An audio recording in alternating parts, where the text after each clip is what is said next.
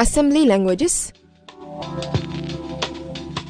Assembly language is a representation of machine language.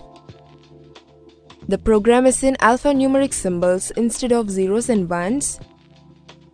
The programs written in other than the machine language need to be converted to the machine language. Translators are needed for conversion from one language to another language.